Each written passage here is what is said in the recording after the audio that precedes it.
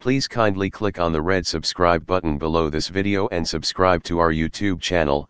Thanks, God bless you as you do this.